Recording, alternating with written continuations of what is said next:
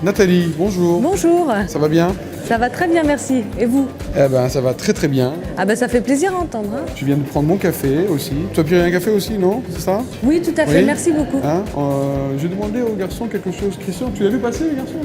Non, pas du tout. Christian. Greg? Non? Rien? Bon. Ben, on va avoir droit à un café peut-être d'ici la fin de l'émission. Alors, Nathalie, allons-y. Aujourd'hui, j'aimerais vous parler de la stratégie de surveillance sur Internet.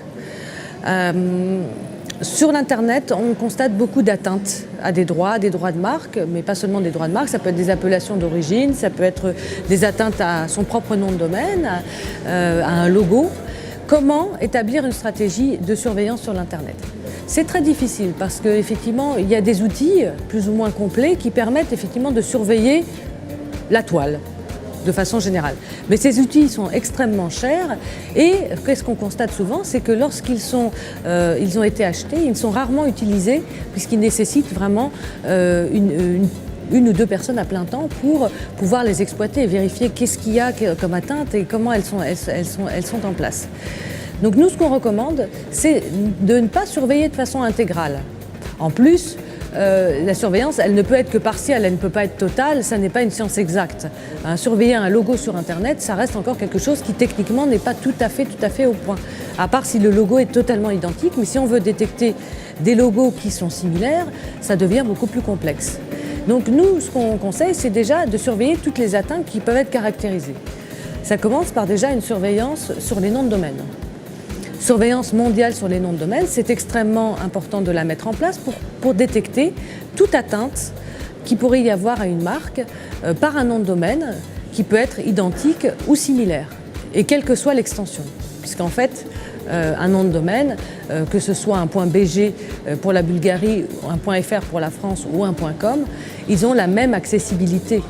Et c'est ça qui fait la grosse différence par rapport à la marque, c'est que le nom de domaine, quelle que soit cette extension, peut faire les mêmes dégâts au niveau mondial et peut porter atteinte de la même façon à une marque, que ce soit un .bg ou un .com. Alors, on peut avoir plus ou moins d'intérêt à réserver dans telle et telle extension nationale, mais sur le plan strictement des principes juridiques, l'effet est le même. Donc c'est très important de faire une veille mondiale des noms de domaine sur l'Internet, à la fois à l'identique et de façon similaire pour réagir vite.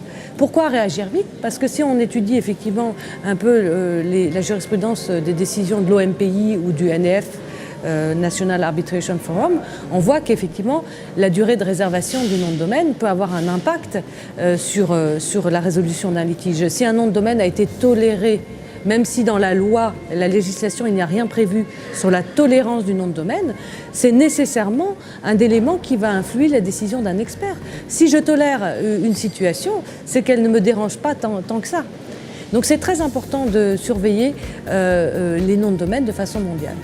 Alors il n'y a pas seulement les noms de domaine, et puis ça peut être important de pourvoir de façon générale aussi pour établir une stratégie de protection de sa marque sur Internet.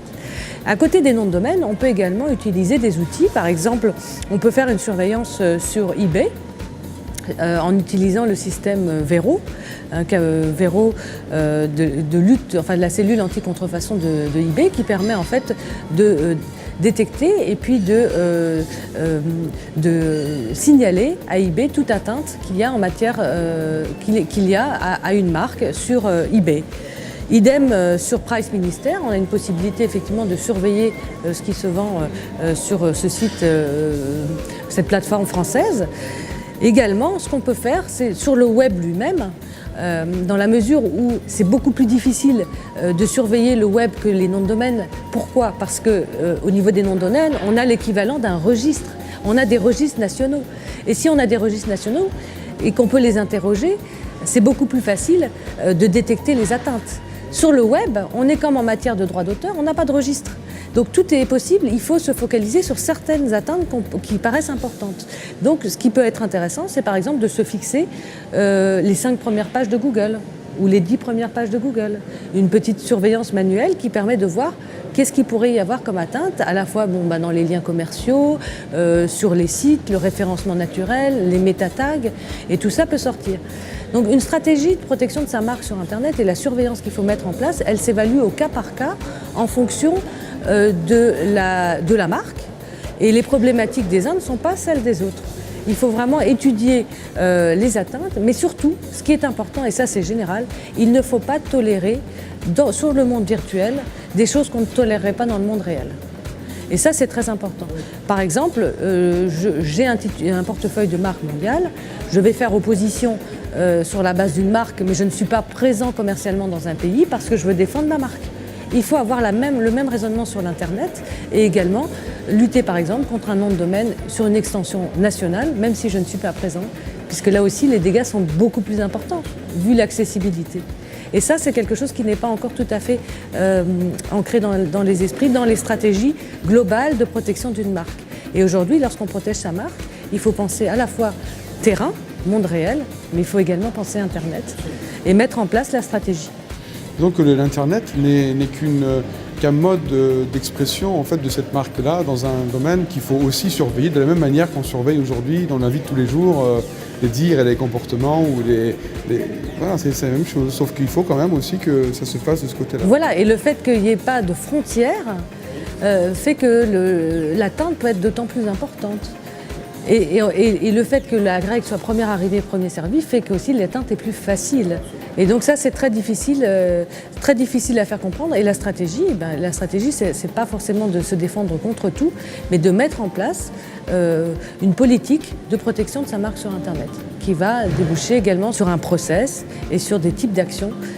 Mais ça ne peut pas être une politique qui soit figée, dans la mesure où les atteintes sur Internet évoluent très vite, beaucoup plus que dans le monde réel, et qu'il faut pouvoir s'adapter aux évolutions qu'on retrouve sur l'Internet.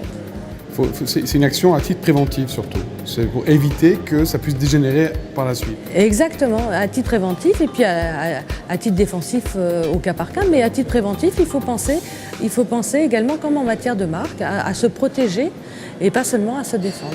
Absolument. Très bien, parfait. Merci Nathalie, merci beaucoup. À la semaine prochaine. À la semaine prochaine, absolument.